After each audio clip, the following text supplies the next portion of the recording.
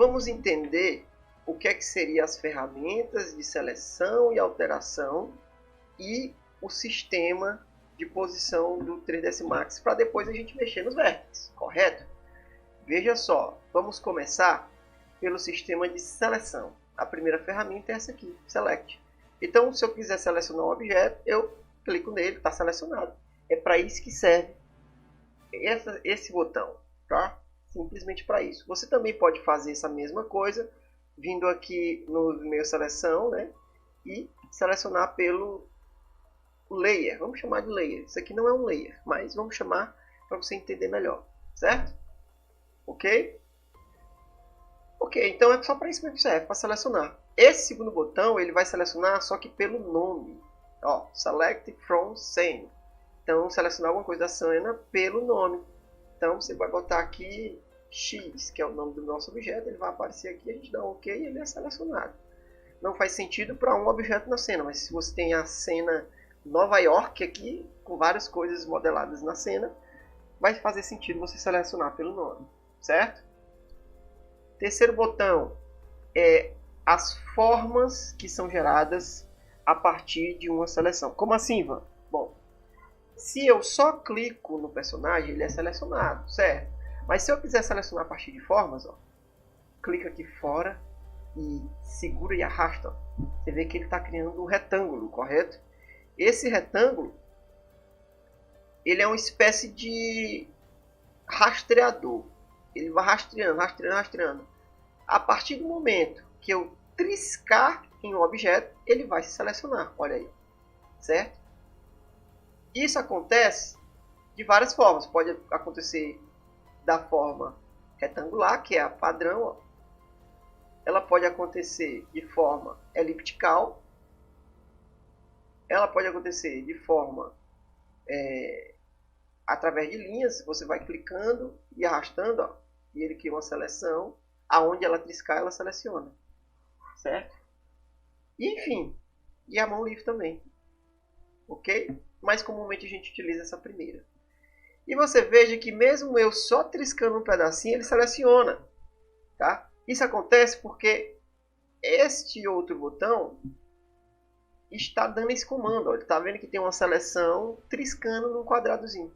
Significa que se eu triscar no objeto, ele seleciona. Mas se você clicar nesse botão, você vai ver que ele alterna entre duas opções. Uma seleção circular e uma seleção triscando no retângulo. Significa o seguinte, que se eu quiser só triscar e selecionar, eu deixo nessa. Mas se eu quiser selecionar a partir de como é que eu posso dizer? De circulando mesmo assim, o objeto como um todo, então eu deixo dessa forma. Né? Por exemplo, ó, se eu tiver com esse botão ativo, só triscar não me resulta em uma seleção. Nunca seleciona. Por quê? Porque esse botão está me dizendo que só vai selecionar se eu circular o objeto inteiro. Olha aí. Certo? Basicamente é isso. Se eu tiver vários objetos na cena e eu quiser selecionar só um, eu posso circular dessa forma. E aí faz sentido. Agora não faz porque só tem um objeto na cena. Certo? E pronto. Esses aí são três ferramentas auxiliares da primeira. As próximas três ferramentas são as mais importantes ao meu ver, certo? Por exemplo, vamos lá. Essa aqui é a Move, Select and Move. Essas três trabalham diretamente ligadas às coordenadas do sistema. Por exemplo, se eu pego essa primeira e clico no meu objeto, vai aparecer aqui o gizmo. Z para cima, Y para trás e para frente e X para um lado e para o outro. Se eu quiser mexer isso aí livremente, eu escolho um eixo. Por exemplo, eu quero levar ele para trás, então eu pego o eixo de Y. Não estou clicando, só posiciono o cursor em cima, você vê que ele fica amarelo. Se eu posicionar em Z, ele ficou amarelo. Se eu posicionar em X, ele também fica amarelo, certo? Então se eu posicionar aqui em Y, clicar, segurar e arrastar para trás, eu volto, ou vou para frente, certo? Estou segurando. Eu posso rodar esse mouse, ó, e ele nunca vai sair desse eixo. Por quê? Porque eu cliquei no eixo. Se eu quiser fazer isso para cima e para baixo, eu clico em Z. Se eu quiser fazer isso em X, um lado e para o outro, eu clico em X. Certo? Às vezes você quer trabalhar de uma forma mais controlada. Né? Você quer ter controle sobre a posição dos objetos. Então você pode usar aqui embaixo o sistema de coordenadas desse objeto. E seria a mesma coisa de usar move, porém a partir de valores numéricos, certo? Por exemplo, se eu quiser mover esse objeto para a direita, né, eu aumento aqui em x, né, ó, direita.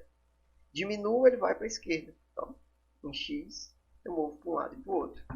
Se eu vier em y ó, é para trás e para frente. Então, ele vai para trás e para frente. Certo? Se eu vier em z, ele vai para cima e para baixo. Então, a partir de valores numéricos. Certo?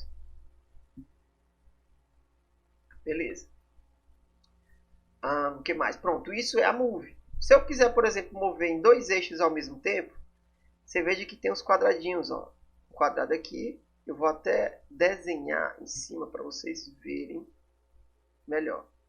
Eu estou falando agora desse quadradinho aqui, ó, desse outro aqui e daquele ali embaixo, certo? Isso aí é para você mexer em dois eixos simultaneamente. Como é que eu faço para mexer dois eixos simultaneamente? Você posiciona o cursor em cima, ó, você vê que ele ficou amarelo, né? Ó. Dois eixos vão ficar amarelo. O X e o Z. Significa que eu vou alterar para um lado e para o outro, e para cima e para baixo ao mesmo tempo. Certo? Então, se eu quiser mexer em dois eixos, eu pego em dois eixos. Espero que tenha ficado claro. Ok? Ok.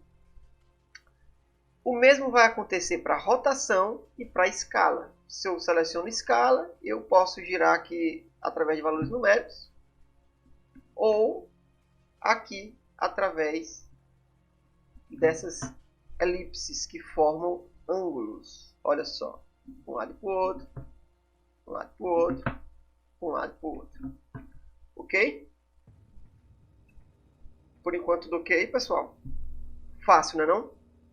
Um detalhe legal da rotação, dois detalhes importantíssimos da rotação, certo? É o seguinte, a rotação, toda rotação no mundo, ela acontece em relação a um eixo, certo? Existe um ponto ali, aonde quando você vai rotacionar, ele rotaciona a partir desse eixo. Por exemplo, se isso aqui fosse o pneu de um carro, né? O carro dos Flintstones é quadrado, né? O pneu, certo? Então vamos girar ele como se fosse nos Flintstones. Olha o que vai ocorrer, ó. Tá percebendo que ele está girando em relação à base do objeto, certo? Que é essa parte aqui de baixo, ó. Isso é um comportamento normal de uma rotação de um pneu? Não, né? A rotação comum de um pneu é a partir do centro, correto? Do centro do pneu, não é assim? Então veja que essa parte de rotação está completamente ligada ao ponto central de rotação, que a gente chama de eixo, né? Ivan, como é que eu mudo esse eixo? É preciso eu mudar esse eixo, senão eu nunca vou fazer uma rotação precisa. Beleza? Então é aí onde entra o nosso terceiro painel da noite, certo? Que é o painel hierárquico. Nele, não precisa se amedrontar com tantos botões. Você só vai precisar de dois, rapidamente. Você clica aqui em Affect Pivot Only, ou seja, afetar somente o pivô. O que é o pivô? O pivô é o ponto aqui de baixo, aonde se baseia todo o sistema de rotação do nosso elemento 3D. Certo? Então, quando eu clico aqui, agora, nesse momento, essas ferramentas servem para me mover esse eixo. Está vendo esse eixo aqui? Ó? Eu posso, por exemplo, colocar ele no topo. Ó. Coloco ele bem aqui no topo, aí eu desligo. Agora, quando eu pegar a minha rotação, você veja que quando eu rotacionar, ó, vai rotacionar em relação ao topo, como se fosse um pêndulo. Certo? Mas o que eu quero é no centro. Então, eu posso vir aqui de novo em Hierarchy, selecionar Affect Pivot, em vez de pegar Move e mover o gizmo, né, o pivô, para onde eu quiser, eu posso simplesmente vir aqui embaixo, ó, alinhamento. Aí eu clico Center to Object. Ele vai para o centro do objeto. Ok? Depois eu desligo. Tá aí. Está ali no centro do objeto. Certo? Agora, se eu pegar a rotação e fazer a rotação, você vai ver que está igual ao pneu dos Flintstones. Sacou? Então, essa é a primeira coisa importante com relação à rotação. Vou até escrever aqui, ó.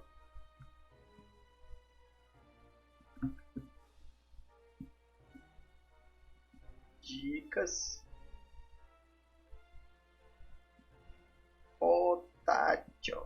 rotation, certo? Que fica bem aqui em cima, rotation. A primeira dica é o painel Hierarchy. Tá aqui ele, ó. Para que ele serve? Várias coisas, mas agora ele vai servir para você alterar o pivô. Alterar o pivote. Tá aqui, ó. Apertar somente o pivô, certo? Esse botãozinho aqui faz com que você altere o pivô, certo? Ok. Segunda dica muito importante. Vocês estão vendo que eu já estou com o botão pressionado aqui, ó. Né? Esse botão que está pressionado, ele faz com que as rotações fiquem em múltiplos de 5.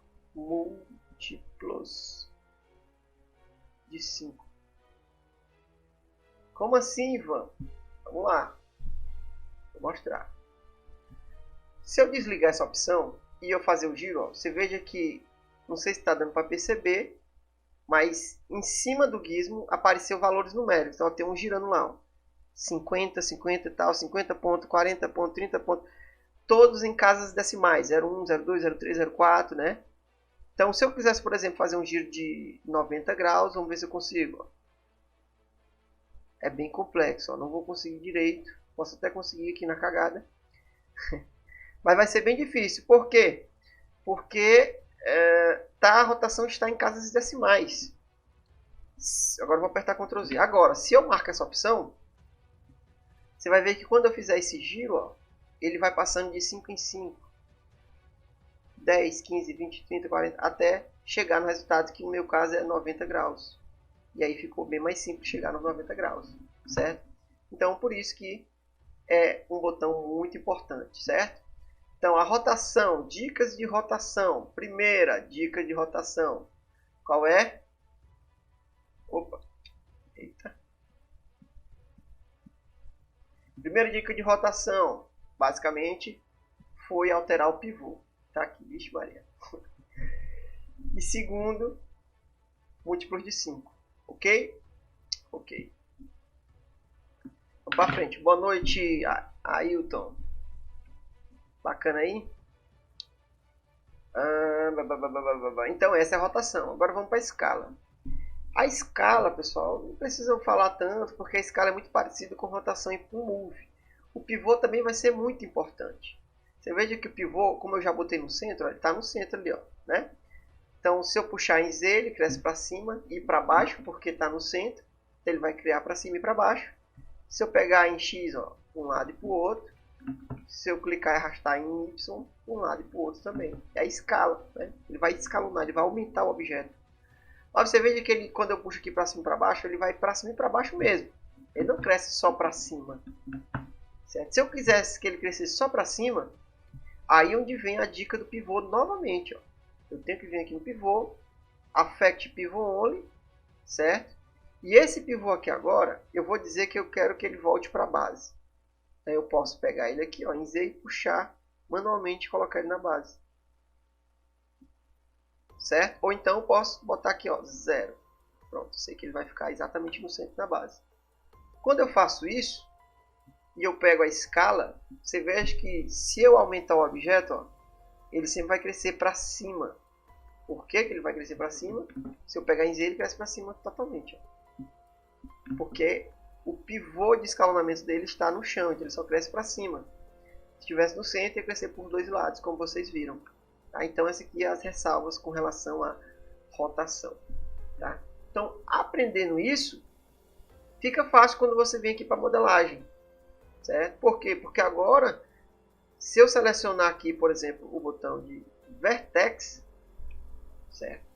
E com a Move, eu consigo mover quem? Os vértices, porque eles estão selecionados. Então, posso pegar ele aqui, ó, e mover ele tranquilamente. Mover ele tranquilamente. Ok? Posso pegar a linha e fazer a mesma coisa. Eu pego ela e movo. É assim que funciona a modelagem. Você seleciona as formas de seleção e move. Ou rotaciona. Ou escalona. Aumenta ou diminui. Certo? Então, a modelagem se baseia exatamente nisso. Ok?